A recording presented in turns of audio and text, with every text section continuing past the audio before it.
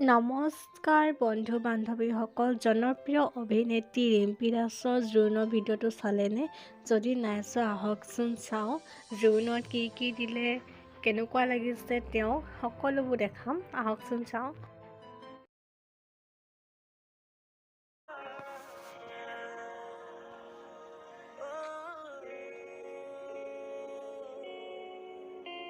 সপোন ৰাখেৰে উৰি উৰি যায়